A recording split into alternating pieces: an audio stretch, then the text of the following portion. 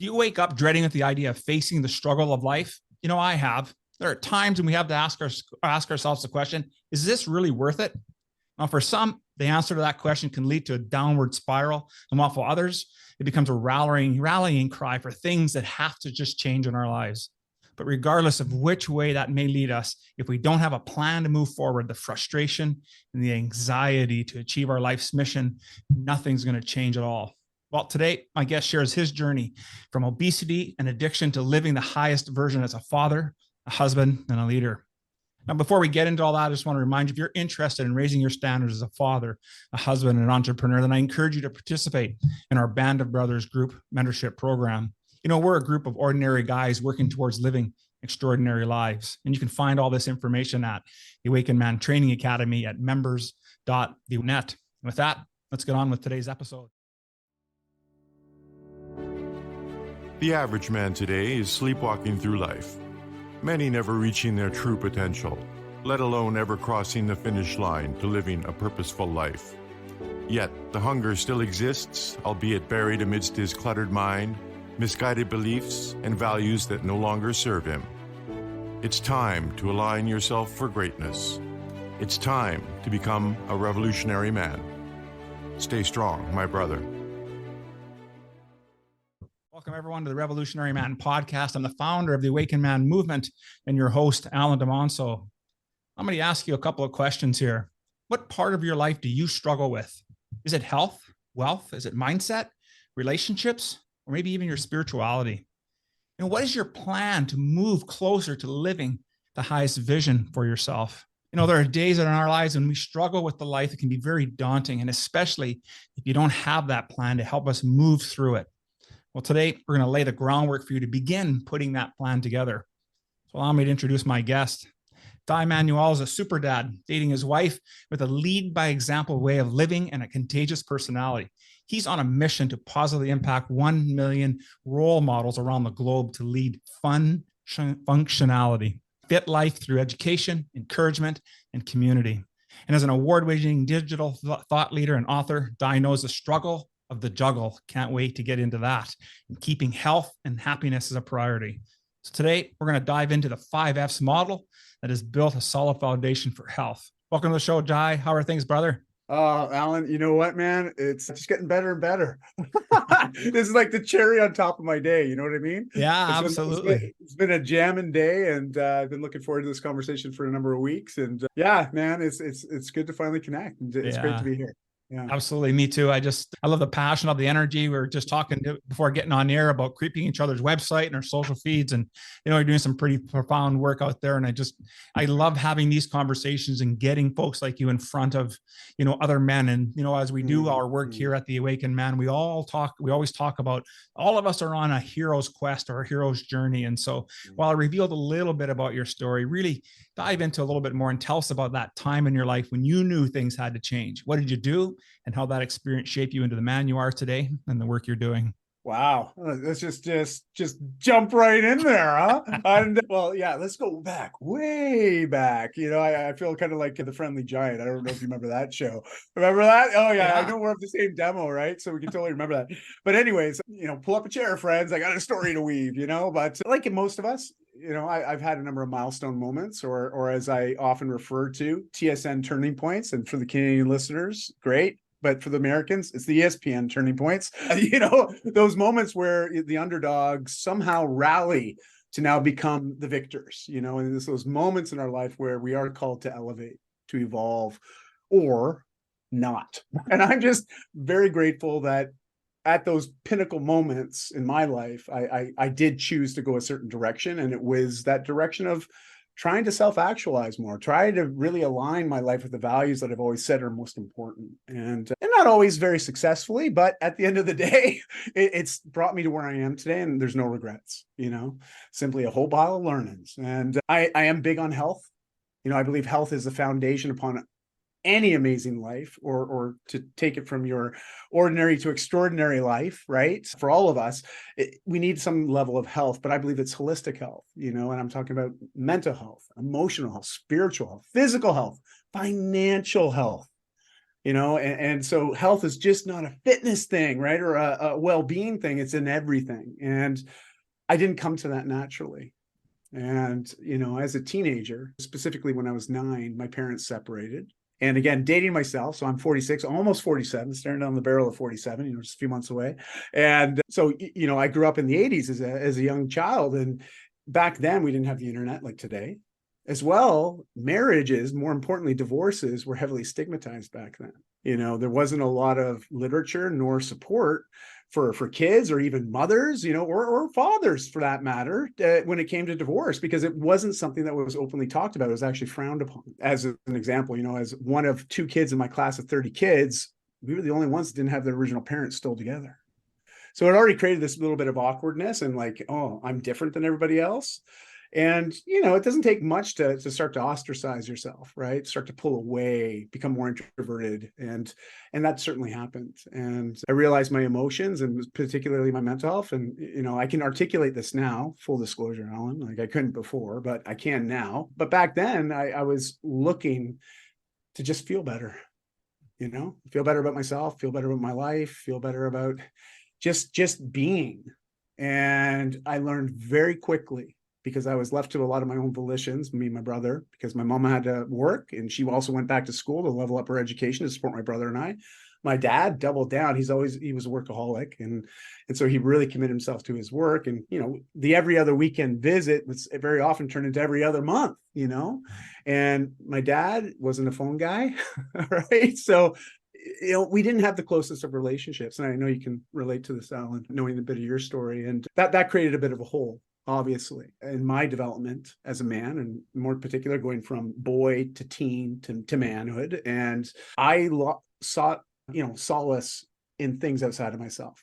Most importantly, video games, movies, as well as eating certain foods that gave me an instant emotional response. And it wasn't like I was sitting around like, hey, pass some more salad, please. I was like, straight up, man. I was going for food that was very, very rich in calories, yet very, very poor in nutrient value. So we know enough about nutritionary sciences now. Okay, we know if we continue down that path, we're going to see some physical changes that maybe we don't want. Well, I wasn't aware of that because all I cared about was that instant relief. And after 5 years of doing that consistently day in, day out, and I mean, I was a champion. Okay, I was very good at doing just those 3 things. At almost 15 years old, 14, just before my birthday, I was dealing with some asthma that was brought on by my weight, as well as dealing with sore knees and just achy joints and really not sleeping very well because there's a bit of apnea as well, right? And I remember the GP, Dr. Quinn, pulling my mom aside. Benny Ann, Dai's morbidly obese. His BMI is in the 40s.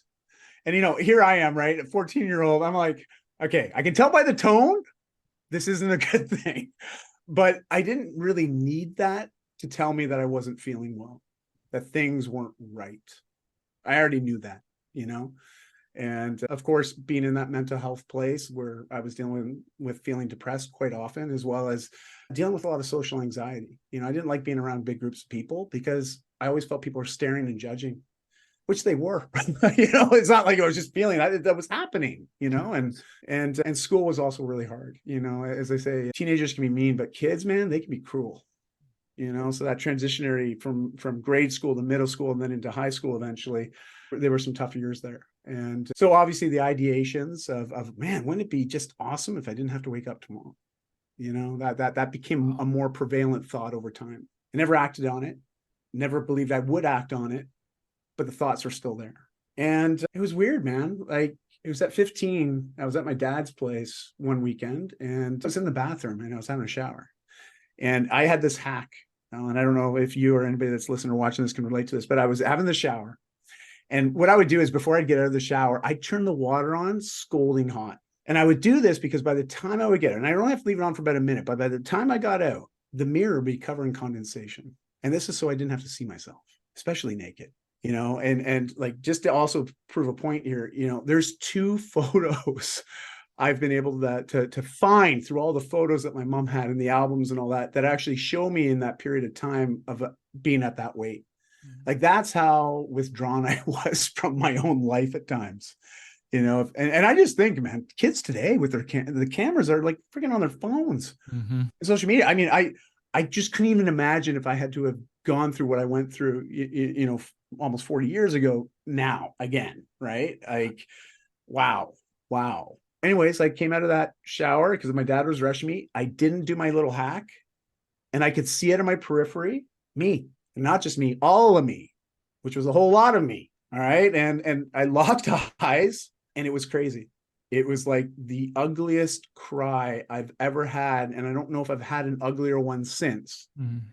And it was uncontrollable sobbing, to the point where by the time I toweled off, I had to towel off again. It was just that much coming out of me. It was just like this breakdown moment. And to be honest, it was completely cathartic.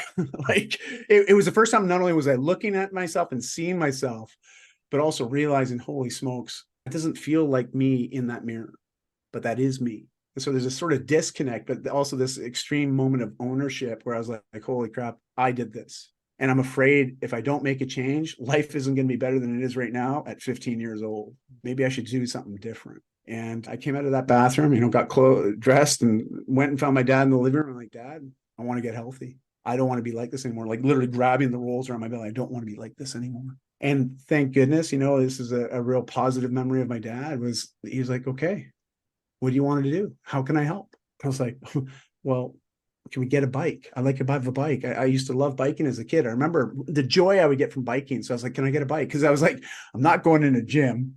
I mean, hell no. It's all mirrors and steel and holy, talk about intimidation. I mean, it'd be worse than high school. So I wanted something that I could do on my own. And so got a bike. Literally that afternoon, we went out, we got me a bike. We came back and I went for a ride, and I made it like 15, 20 minutes tops, and then I was just knackered and I had to get home again. But I was like, I did it. I got 20 minutes in. I definitely got sweaty. I felt my body working. I was tired, but I felt good that I had taken an action. And I was also committed that I'm going to do it again tomorrow. And then the next day. And then the next day. And sure enough, 3 to 4 weeks into this process, that 20 went to 25, went to 35, went to an hour, and sometimes even more than an hour I was out. And I'll tell you, like instantly, within just a matter of weeks, my pants started feeling a little bit looser, which gave me this confidence that, whoa, it's working. And then I was like, well, how do I do more of this? And I went to the library, got books out, right, on nutrition and fitness. And my kids, they're like, Dad, why don't you just Google it? Because your dad's older than Google, like they still don't quite get that. But, we didn't have that back then. You went to the library, you got books out, you talked to the librarian. He's like, hey, do you have any of these? And I remember riding with my backpack, just jammed, overflowing with books, one of which was Arnold Schwarzenegger, Encyclopedia of Bodybuilding, right? Like just a classic, one of the first printings. And I just remember looking at the photos and imagining myself becoming healthy and fit and vibrant and smiling like these people in the magazines, and of course, idealizing and not understanding the industry at that point, that a lot of that is smoke and mirrors. But to a 15-year-old boy, trust me, they were extremely impressionable images, and they were things that helped me develop this vision of what I wanted to achieve. And I just kept going. Now it took me 5 years to get that state of unhealth, and it took me 20 months to release it all. But once I released it, man, there was no going back. There was just no going back. It was like, no way in hell am I ever going back to that place again, because I could develop this new lifestyle and this new habitual lifestyle of me just prioritizing my health first. Now, back then it was physical health. I did all the external extrinsic work because my motivation was I wanted a girlfriend. All right. So I did. I wanted a girlfriend, and if we dig under that, and we can dive into this later, but I just wanted someone to be able to look at me and say, you're enough, I wanted to feel like somebody wanted me. And at that point in my life, I didn't feel that, And that's so true. There's so many men that feel that, right? It was hard, man. And even like that was a feeling I carried through well into my 30s as well. Yeah. And what we can unpack that in a bit. But, at that moment, I believed that if I changed the physical, everything would get better. And it did in a lot of ways. Mm-hmm. But in a lot of ways, it didn't,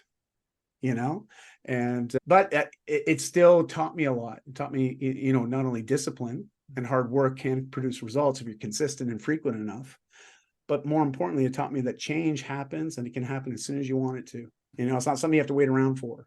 And it's not something that you have to feel like a victim around. You can actually be very proactive and advocate for change for yourself. And for those that know the Canadian medical system, if you're not a good advocate for yourself, you're going to be waiting in line a long time. It's for the American people, like, yes, you have to pay for your medical, but at least you get front of the line if you're willing to pay. Up in Canada, not quite the same way. You might be waiting a year or two. I look at my mom and, man, 18 months to get in to see a specialist. By the time she saw him, it was like the condition was even worse, right? Yes. So it's like, anyways, sorry, I digress. I didn't mean to go political, but you know what I mean? That's sort of like that origin story of where my hero's journey began. But it wasn't until later I finally met one of those guides or a guru, and it sort of, again, pivoted sort of the direction of my journey for the next, I'd say 15 years, but we can chat about that in a bit. Yeah, man, I just love that story. And what I really appreciate is about, how you just talked about how it started off as this external piece, right? And I think how many times, even as older men, and right in our work here and doing men's work, is to help guys recognize the external validation that we're always looking for. And yes, as men, it's one of the core needs.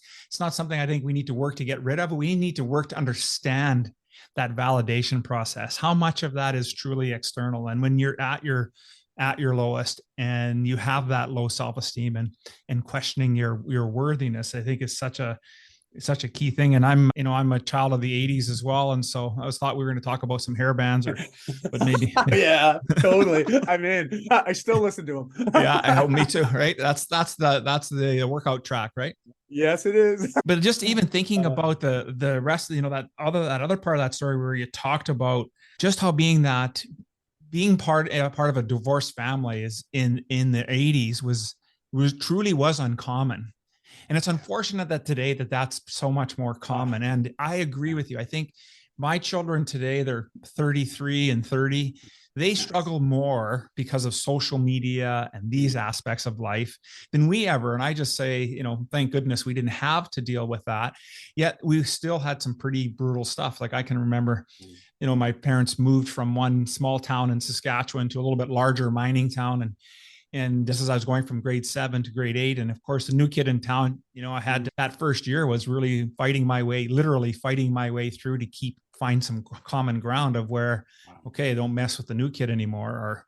And I think the way things are today and how society sees us as men and our work. And you talked about not just having this holistic idea of health is not just about our bodies, yet many of us guys, this idea, it used to be cool to have dad bod. That to me was just, wow. How can we even think that that's a cool thing to have? Yeah. Right. And it starts with that. And I liked how you also, how you use that as a catalyst, but it wasn't the be all end all. And you've expanded from that. And so, sounds like you've had to work hard through all of this. So what would be today's you're working with clients and that, what's the best way that you would tell somebody and how to manage change in their life? It's a great question. I think it's always trying to understand what's our initial relationship with change, our beliefs around change, and more importantly, our experience with change. Again, as we mentioned, 80s, 1982, great movie came out, Indiana Jones, Raiders of the Lost Ark. Okay. Everybody remembers that movie. Awesome. I just rewatched them because I want to get ready for the new one, right? So I had to rewatch the series, obviously, to get in the right mindset. But long and short of it, in the first 10 minutes of that movie, some of the most epic scenes ever. In particular, Indy's there and he's got this idol and he's got to escape this cave, right? That he's been trapped in and sort of sabotaged into. And you see him start running like a bat out of hell because there's this massive boulder chasing him, like just barreling down behind him, right? Well, that scene is a beautiful metaphor for how most of us experience change. Okay, like we're Indiana Jones, the heroes of our journey. We've got some prize that we cherish and we honor and we want to maintain and hold on to, but we see this period of change coming at us, whether we like it or not. And we feel like if I don't hurry up or I don't keep going or I don't do this or that or the other, it's going to overcome me. It's going to take me out. And that will be the end of everything. And fair enough. Maybe that's how change is, but I like to believe that that's not always how change has to be. That's a real victim mentality that, well, change is going to happen. It's going to kick my butt and nothing I can do about it. So why bother? I mean, we hear that about the gym, right? It's like, well, if I can't work out 5 days a week, why bother? Because that's what I used to do as a teen. Is what I did in my 20s when I used to play, university football. And, like that, well, if I can't do that now, there's no point. I'm like, what are you talking about? Right. Like, I remember I used to invite people to come do CrossFit with me. Like, oh, CrossFit. Oh, well, wait a minute, I'm going to go to the gym for a few weeks, get a little fitter, then I'll come join you at CrossFit. Like, what are you talking about? You want to go to the gym, but you don't want to go to the gym until you're fitter? What? Anyways, long and short of this little, side story here is change is going to happen whether you like it or not. That is a true fact. Buddha, 2,600 years ago, he's like, hey, dudes, the only thing we know for absolute certain in this universe is that it's impermanent. Everything's in a state of change. Nothing's going to stay as it is. Damn, that's true. A lot of us can push back on that, and a lot of people have, and I'm not here to talk about religions, or I'm keeping this non-secular, right? But, in the last 100 years, science has said, whoa, you know what? The universe is all space. These yes. Objects, all space. You know what? There's this law of entropy where everything's just in a constant state of change energetically. Wow. I guess Buddha was right, so isn't it funny how we get this full circle mentality, right? And so here's the thing, if you accept the change is going to happen whether you like it or not, well, why not learn how to work with it rather than against it? And that's really my motto, is I invite people, first look at your relationship with change. Think about the changes that you've already navigated in your life. Like every man's got big stories around change. Every woman, every person, every human's got stories of change, stories of hardship, stories of overcoming something that you didn't think you could do, but also the fact that you learned to do things that you thought you couldn't do before. That all involved change. You had your first date. You got a second date, you got married. Like, talk about not only being vulnerable, but experiencing change at the same time. Yeah. And I think we get so focused on the things that were or on the things that could be, rather than just saying, what's going on right now? What matters right now? And when you reframe that, all of a sudden, what doesn't seem as possible becomes very possible or doable, or at least we start to see different paths that maybe we can choose between going or traveling, right? And so that's where I always invite people to start, is just think about change. Think about how you relate to change. Think about the big stuff you've already done, because everybody can navigate change. And I'm not saying it's not going to be hard. I'm not saying it's not going to be easy. I'm just saying it's going to be, and our experience with it is going to be largely due to the filter that we apply to it. So yeah, that's usually where I start people at. Yeah, I like that. I really like how you're shaping that in terms of and framing it around our belief structure about change, and it totally is. Now, maybe you used a little bit of that fear motivation to get you going, but it's used in a positive framework as opposed to that victim mentality like you're talking about. So I really like that, and I like the idea also about using the looking at our relationship for that change, because one of the things that I find in doing this men's work is that lots of guys, and even me, I'm still guilty of this at times. I won't really make the change until I absolutely have to. Case in point, calling my doctor, right? Oh, my wife doesn't ask me to call the doctor. Did you make your annual physical appointment yet? No. We just have these parts in our life where we're pretty much on it. And then there's other aspects of our life where we just choose not to do it for whatever reason. If we can look at our relationship to change and start to model how we use it proactively and start pushing and using that work in other aspects, we can have such a much more dynamic and expansive life. So I really appreciate how you're framing that. Thanks. And well said. You bring up some great points there, and it's interesting because change, it is what it is. And I know that seems like a cliche and a cop out, but it really is what it is. Change is change. It's going to happen. I can honestly say that there's been some big pinnacle moments where I've always been presented with a choice. I could go left or I could go right. I could go up, I could go down, I could stop, I could turn around, I could go back, there's always a choice. But I chose to go the directions that I did for a good reason. And sometimes we just have to trust our instincts, trust our gut, trust our values, trust that we're going to make the right decision. And if we're worried that we're not, well, that's where we get in a community of dudes. So you can talk about some of this stuff and all of a sudden realize it's like, oh man, I'm having this problem with, and here's what I'm dealing with, And all of a sudden you got a guy across the table like, oh, dude, man, I dealt with that 3 years ago. Here's what happened, and it's like, whoa, you mean I'm not by myself in this deal? This isn't just a me thing. It's a we thing. It's like, wow. Right. And I think that was the biggest epiphany I've had in the last, I'd say 8-9 years, it's like when I started opening up about some of my challenges with change and trying to make certain positive changes, I started talking to other guys and I'm like, and everyone's like, oh man, I'm dealing with that too. And it's like, why don't we ever talk about this and mention that we're all dealing with this? Because I think it's better way to find a solution together rather than trying to figure this out on our own, and it's remarkable. Yeah. once you start opening up about that, dialogue wise, right? Yeah. Well, there's a Hindu proverb that says, "When you help your brother's boat, get across the shore, you get there as well, right?" And so the challenge is that we think that we need to be lone wolves. I got to figure this out, and we have this misguided belief of, coming from the '80s, right? That macho idea of what a man is to be was to be that Indiana Jones, pretty much doing it all by himself, right? Or Schwarzenegger and Stallone and his movies, but it's a caricature of one aspect. Yes, we have to have the ability to take action and positive action and move our life forward. But it's not all of who we are. And I think today men are starting to recognize that we are more than one piece or one aspect of our life. And so while I say that, and I think about, how much you've been through in your life today, what's alive and real for you in your life right now? Well, it sounds like you've gone through what I'm going through right now already. You mentioned your kids, I think it's 30, 33. Is that what you said?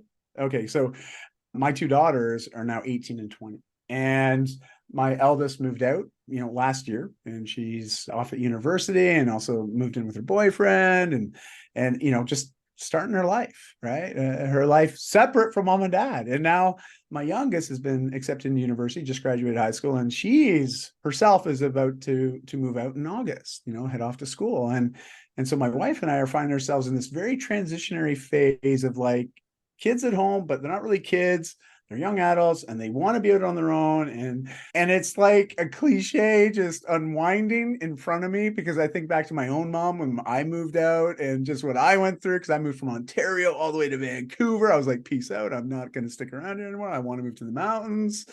And school was an excuse to do that, right? And here I am, like, man, I don't know what to do with myself. Okay, like it is a scary time, right? Like it's just been such a big part of our life for the last couple decades, and so that's really alive and real for me right now. My wife and I are having a lot of conversation and dialogue around this, like what's life going to look like come the fall? And we're not 100% sure, and we're okay with that, but it still leaves a lot of room to think up things that will probably never happen in my mind. So my anxiety is definitely heightened, Sure. And so that's alive and real for me right now. If I'm just being completely transparent, that's just sort of what I'm navigating. Ah, man, love that. And absolutely, that is a huge transition, right? When you're used to having that family, structure and all that going on and the energy. And even though we're not, I think all of us as parents, right, we go from that phase where dad's cool, dad's not cool, and then dad's cool again, and it's when they come back and you're cool again. They want to hang out. They want to spend time with you. They actually want to hear your opinion is great. Is so awesome. And I, can't wait for you're probably already experiencing that now, but even more so as their lives evolve. So I look forward to that. Yeah, it's a lot of fun, my friend. Now, you've also been extremely successful in business. So I'd like to, ask a couple of questions for our audience also, just to pick your brain on, what were some of the biggest learnings, maybe even struggles that you had when you had to experience in scaling your business up to 8 figures, and tell us a little bit about that journey. Well, it was a team effort, and I was fortunate that I was a co-founder of a company that sold fitness equipment. And I originally, and this is interesting because in my life, I'd always sort of had this idea of exchanging hours for dollars, which is just the way I grew up. I was sort of used to that, even though my dad was very entrepreneurial, never worked in that model, but it was always billable hours as a as a veterinarian doctor, so he looked after animals, and so it was all based on billable hours, right? So in a way it was that exchange, but then he started to duplicate the process by hiring other vets that could work within his clinic so he could bill for more hours, right? And so watching him sort of transition and grow that business was always a part of my life. And so that was some good modeling and mentorship with that. And then with my mom on the flip side, she always had a side hustle. She was an RN. So it was hours worked, certain amount paid, right? Yeah. Work extra hours, get a little bit of extra pay. But she always had this entrepreneurial bug in her that she always wanted to satisfy. And so whether it was an antique store that she ran on weekends, or she had a personal like interior design business, and then she also had what was that other thing? She had I want to say Airbnb, but they're not called Airbnb, a B&B. Talk about branding, like powerful. I just think it's like Kleenex, right? Airbnb. She had a B&B. And this is before Airbnb, right? And so, she was just very entrepreneurial. She always had a side hustle. So I had those points of influence in my life and sort of things I've watched. So that was always in me to some extent. It was like, how can I leverage my time better? And, all of a sudden I had this opportunity to work in a fitness equipment chain. And it's a selling fitness equipment where your pay is completely based on performance. And I remember going in there, I just wanted to buy a heavy bag because I was actually teaching kickboxing, and Taekwondo, in particular to kids and teens. And I went in to buy a heavy bag. And the manager and I got into conversation. She's like, "Hey, you ever thought about maybe doing something like this?" I'm like, "Well, like what? You mean selling this stuff?" And she goes, "Yeah." I'm like, "Well, no, I've never really worked in retail, but tell me about it." And so she started to walk me through it. And then I had to look at it and I was like, okay. Let me ask you this thing. You mean the more people I help get healthy and fit by buying this stuff and using it, you're going to pay me more? And she's like, "Yeah." I'm like, "All right, when can I start?" Like I was like, I'm going to crush this. I love helping people. This would be awesome. And I love this toy store, like it was just amazing. And so I started working in that industry and I excelled very, very quickly to the point I moved into management within the first 9 months. I was contemplating going back to school to be a lawyer or to become a teacher. With an English lit and philosophy background, it's like, what the hell else am I going to do? Right. So I'm like, that's why I was working as a personal trainer and a coach. Right. And so all of a sudden I had this vehicle position in front of me where I was like, wow, I'm making literally within the first 2 years, I was making as much as an entry level lawyer or as a seasoned teacher. And I was like, but I'm doing something that I love. I'm like, well, I ain't going back to school. And my parents are like, "Wait, selling fitness equipment, that can't be a career." They're sort of like, they're worried. They were academics, right? They had degrees and they had these vocations that were highly leveraged degrees. And I went a different direction, and within the first couple of years, I had an opportunity with the joint venture partner that was running that initial chain, this national chain. He had a falling out with his partners. And he knew I was his number one guy. He knew I was a workhorse. He knew I was hungry because he had been mentoring me for a few years, teaching me everything that he knew. And so when the opportunity came to separate and go off as an independent, he asked me, "Hey, do you want to get in? I'll make you an equity partner." And it was sweat equity because I didn't have the money to do it. I was starting, my family was really young. We just had our first baby, like it was just trying to build a life. Right. And I was like, "Whoa, you mean I can be an owner? I can have something? I can have this stake?" It's like, I'm in. Let's do this. And quickly, within about 6-7 years, we were one of the largest retailers in Canada, and we're, doing commercial wholesale. We were sourcing products from Asia. So doing manufacturing overseas and distributing in Canada. Started doing a lot of retail out of 8 retail locations that we eventually expanded to, and e-com, like I was there during that whole rise of e-com and us just trying to figure it out. Cause it's not like we're shipping little widgets, right? That's a friggin' 500-pound treadmill. How the hell do I get that to Alberta from BC? So there was a lot of learning, but the hardest thing for me, to be perfectly honest, was stepping into a leadership role, especially as a guy that was in his mid to late 20s, all of a sudden with all this responsibility thrust upon him and, hiring a bunch of different types of people as new stores expanded and bringing on contractors and all that. And now they're answering to me, and because I was the go-between the CEO to everything else. I was really handling the operation side of things. And it was a lot. And I made a lot of mistakes, because I didn't know. I just didn't know what to do, like I was sort of figuring it out as I go. It was really nice because the mentor that I had, he was 20 years my senior. He'd been around the block many more times than I and been in this industry many more years than I. So he had a good handling on things and was very good at coaching me and supporting me. And, after a number of years, it got to a place where he didn't have anything else to offer or teach me. I was actually the one leading the online presence, really fighting, let's stop advertising in the newspapers and on the radio. Like, hello, that stuff's crap. It doesn't have an ROI like it used to. You hear this thing called Google? Yeah, let's do Google AdWords. Let's do these ad campaigns, let's do Facebook. Yeah, Facebook marketing. Let's do that, and it was just interesting because of that generational gap. It wasn't necessarily easily adopted, but eventually it was. It got to a place where it's like, that was now our only way of marketing. Yeah. Along with events and etc. But so it was really neat to see that business grow, and it did. It got to a peak of about 8 figures a year, and shortly after that, I gave notice. I was like, I'm out, and I didn't leave at a highly profitable time. My equity position was not like something to retire on, but it was enough for me to make some changes. But between you and I, if I still didn't get that payout, I still would have made the changes. Like my wife and I were very decided that this wasn't the path for me any longer, and there's some toxicity in the workplace, and I just didn't feel I had the energy nor the want to change it. And when I knew that about myself, I knew it was time for me to leave, because I couldn't help the company get to that next level. And it was largely due to the fact of the leadership dynamic that was present. And we agreed to disagree, and we had a divorce. They kept the house, and I just went on my own. So, and it's been great ever since. And that was 8 years ago. So I know I covered a big span there, about 20 years, but it was a great learning, and I gained a lot of experience, but I eventually matured as a leader as well. And it's what's allowed me to really step into this new place that I'm in now, Yeah. What I really appreciate about that story is just really how you leverage your mindset. And I just kept thinking as you started to tell the story, what would the 15-year-old Dai have said with it if this opportunity had come? And then I thought that guy probably would have said no before he made the decision to having before the shower incident, right? Yeah. But then after, I think he might have had the gumption to go on through it. And the other takeaway I was getting from that was just thinking about, hopefully the listeners picked up that you had a mentor to help guide you, even though it was still, figuring it out one step at a time, not really knowing, there was still mentorship. And that's why it's so important that we have that, in our lives, and to do that, because without the mindset of let's just do this and figure it out, along with a mentor, and then having the recognition and the wherewithal of when the stay has ran its course. And I think sometimes for guys, we get stuck in, well, this is the career I've chosen, and I'm going to stay in this.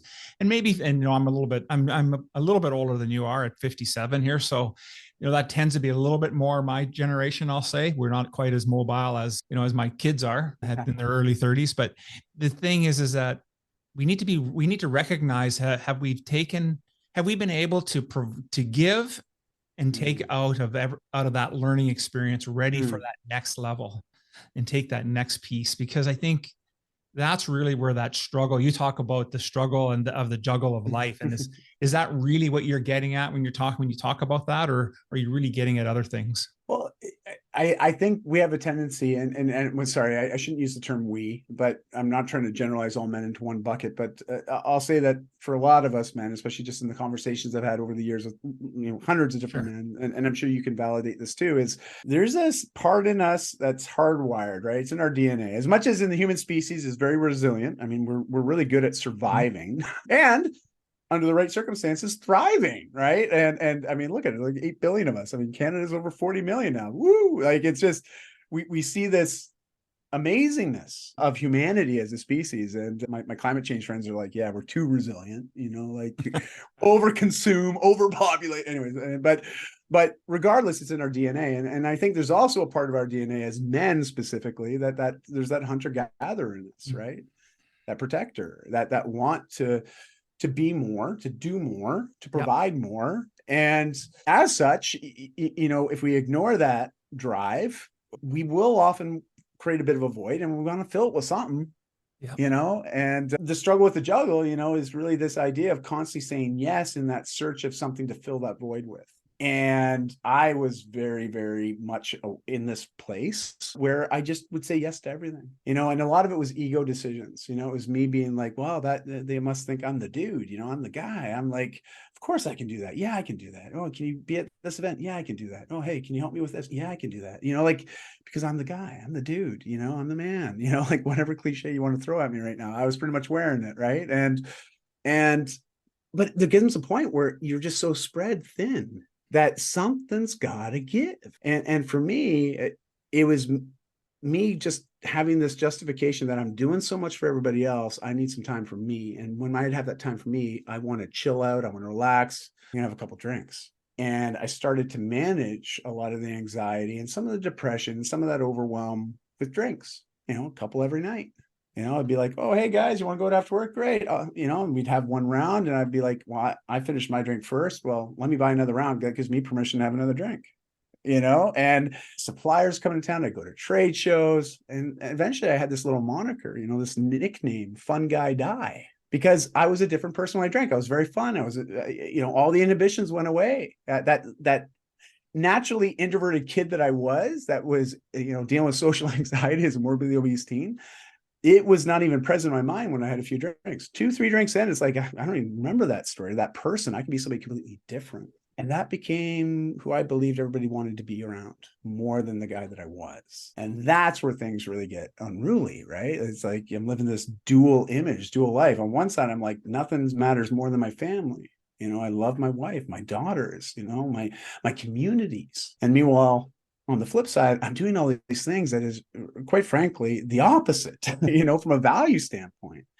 And so I had this internal struggle of constantly juggling the focuses, the attention, and my commitments, because I don't like to use time management really as a term, but more so commitment management. It's like, how do I commit to use this gift of time? And I struggled with that. I was spread so thin. I dealt with burnout. Eventually, an autoimmune condition sprung up that was probably always there, but I really triggered it, in my 30s, and just got to a point where I just couldn't do it anymore. I crashed and I burned, and that's sort of where my TEDx talk came in about 18 months ago, sharing that story of that day, where just the proverbial doo-doo hit the fan, like full on. And again, one of those moments that, just to take a line in your book, Alan, when you're so afraid, of not making the change, you're probably ready to make the change. And literally it just got to that place for me again, just many years later. So, yeah. It's interesting how life presents with these challenges, depending on how, from where you come from a belief structure, whether that's a spiritual experience or not. Regardless, I think it's always interesting how life always gives us at the right time and with the right amount of pressure in order for us to make a change and a shift somehow in our life. Sometimes the changes talked about at the start is for good, and we do good things with it, and other times not so much. And I think, when we started this conversation today talking about being good enough, how we struggle through that. And even as successful as we can be and successful as you are, there were still times in your life where you struggled with being good enough, right? And I don't know if that's necessarily something we ever truly get over. I think especially in today's day with social media and everything, and we use it for our businesses, right? It's a necessary evil. But I can tell you, launching the men's work here, and doing my posts and check in and say, ooh, how many likes did I get? How many shares did I get? Now I do my best to look at it maybe once or twice a week, for programming the content to go out, and then really the next week, because it's not it doesn't define who I am. Yes. Right. If I'm going to sit there and look at this and say, well, geez, I don't have as many shares and likes as Dai has. Well, I must be a piece of crap, right? Well, it has nothing to do with that. There's lots of things that are going on at play.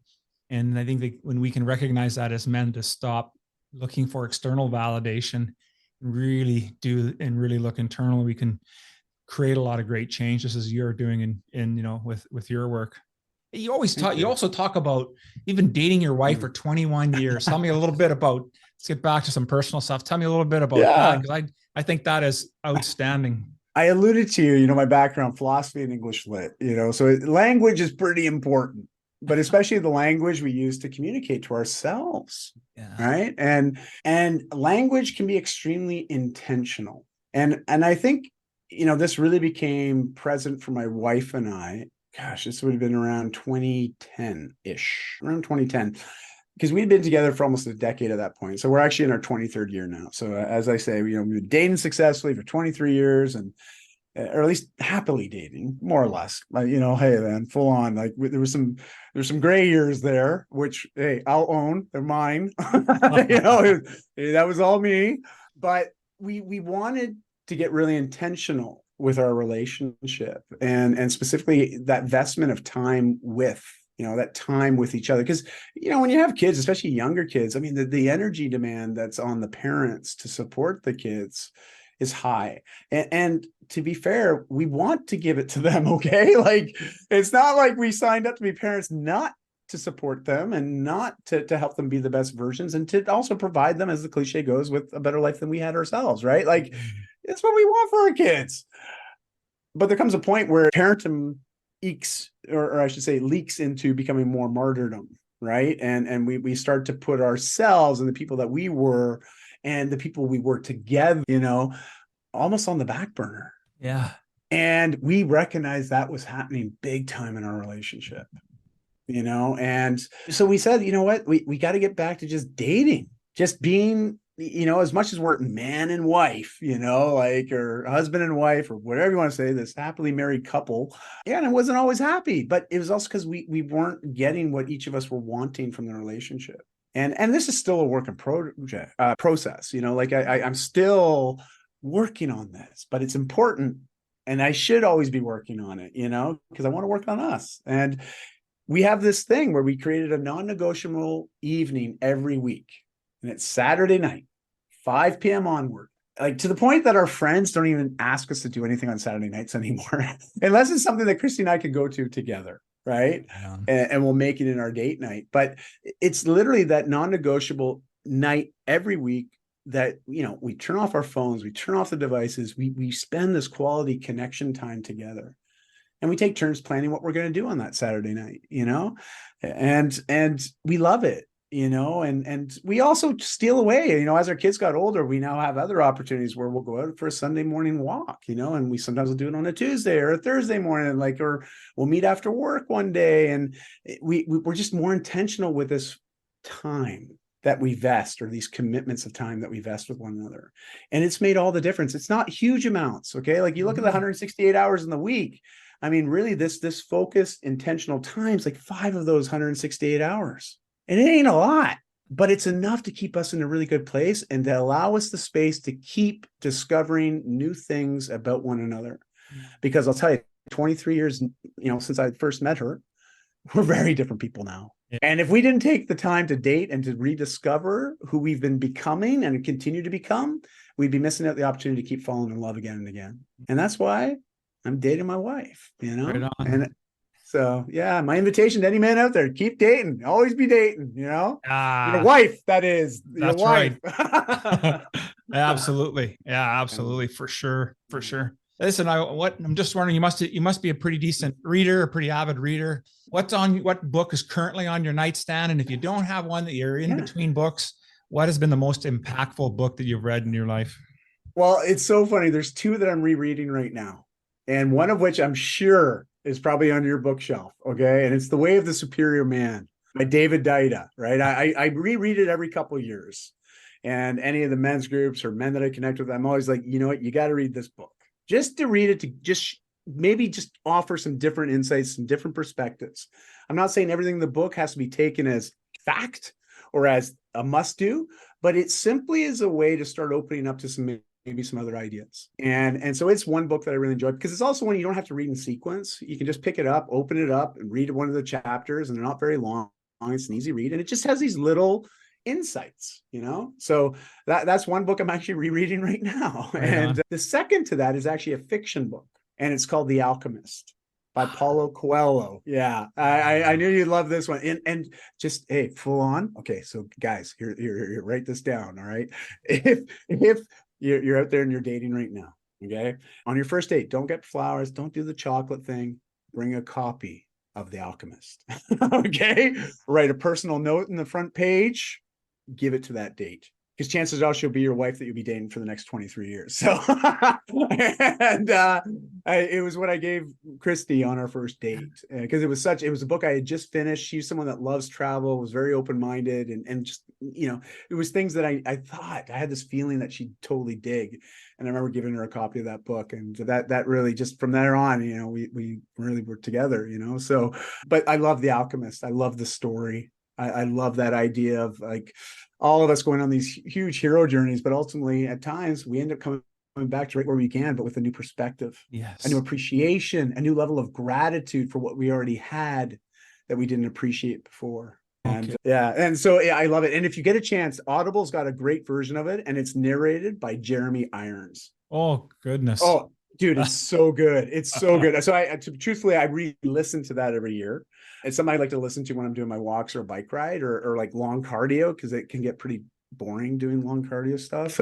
But I put on like an audiobook, especially narrated by Jeremy Irons, and man, I can just zone out and keep going, No kidding. Man, I love that. And I totally forgot about The Alchemist, and I'm going to have to go to other room and get that book off the shelf, because that is an outstanding book. Great really book. the precursor to The Monk Who Sold His Ferrari.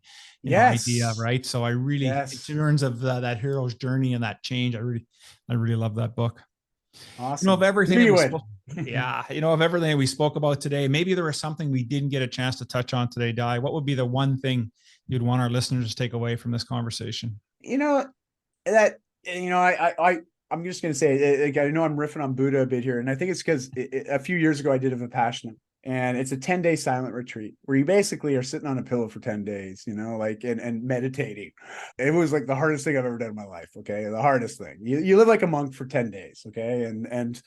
But you come out of that experience changed. I don't care who you are. You come out of it changed. And I had this sort of new appreciation for the non-secular teachings of Buddha, not Buddhism per se, but just what was shared in the tenets. And I remember having a discussion with the meditation instructor and because it's a silent retreat, that was the only time I got to say anything, was when you have this one-on-one with the head instructor, and it's really just to ask a question or two. And then they just, sort of espouse all over the place about what you just asked. She got to this thing because I asked about this too shall pass commentary. Because we hear it all the time, right? Oh, don't worry, this too shall pass. It's like, yeah, I got an fortune cookie. I get it, whatever, but this too shall pass. And much of us always think that's due to the hard stuff that we have to deal with, all the hardships in life, all the suffering that we have to sort of endure as this human experience. But don't worry, you'll get through this. This will pass. And sure enough, think about all the hard stuff that we've been through and the hard stories I've shared today, right? I got through them. And when I look back on them, they never seem as bad in reflection than they did when I was in it, right? And because we evolve, we get through it, and we realize, man, we are resilient. Here she was, and she challenged me on that. And she said, that's not just what Buddha meant about it. He also meant every great thing that you've ever had experienced in your life, that too will pass. The days that my daughters were born, the day that I met Christy, my wife, the day I closed my first big sale, those all passed as well. Yes. So it was this instant, like, oh, I was sort of like, oh, I get it. It's like, all I got is right now, and this experience right now. And I know there's books about this. I mean, Eckhart Tolle, Power and Now. I mean, everyone's talking about this. I think we're all aware of it. But when you really have that visceral response, that gut reaction where it's just like it lands, you can't unlearn that. You can't not appreciate that. And so it really has helped me become much more present in my life and to the people that matter most in it. And so, yeah, that's what I like to leave people with is, just maybe go on a Vipassana. That might be extreme, but find a good community of mentors like what you've put together, Alan. I honestly feel that is a wonderful place for men to begin, because you know what, this whole idea of this too shall pass is a lot easier when you're going with a big group of guys. Yeah. Because you'll realize we're all on different stages of the journey, but as the African proverb goes, rising tide raises all ships. That's right. Well, the cool thing is you're controlling the tide with your community. So raise the ships, my man. Right on. Yeah. Love it. Oh, buddy, I just want to say thanks so much for spending time with us today. We had such a great conversation, and I think you've been able to give us a little bit of idea about fitness and family and faith and, how finances. And if we put this all together in a fun perspective, we can show how we can be better husbands and fathers and leaders. So I know you're out there, out in the socials and all that, but tell us, where would you like, if somebody wanted to get involved with your work and spend some time with you, Dai, what's the best way for them to get a hold of you? Well, I'm pretty easy to find if you can spell my name right. Just remember, Dai is a Welsh name for David. Dai is D-A-I. I know, weird one, right? But I think back to my parents now, like they were visionaries, because when Google came out, I was like, wow, this is easy to SEO. There's nobody else out there with my name, but I'll tell you, it was another sore spot growing up, especially as an obese kid being called Dai. I mean, it just opened up a whole can of worms, but yeah. I love my name now and I'm really appreciative. But here's the thing. I'm most active on LinkedIn, Instagram, and Facebook. So those are my three socials where I am most active. I spend most of my time just creating content and engaging with those that engage with my content. I don't spend a lot of time online otherwise. I made a decision to protect my mental health years ago, so I do apologize for that. So if you send me a message, do note I will get back to you. Just give me a couple days grace. And outside of that, I just love to have a conversation with anybody and everyone. Right. Tell me what are you working on that you're changing right now? I'd just love to hear about it. I like to hear people's stories just like you, Alan. So that's a wonderful way to begin. Perfect. Well, I want to make sure all that information's in the show notes so people can reach out to you. You're doing some phenomenal work, and I just loved our conversation today. So thank you so much for being on the show. Thanks, Alan. Absolute pleasure and honor to be here today. And I look forward to our next conversation already.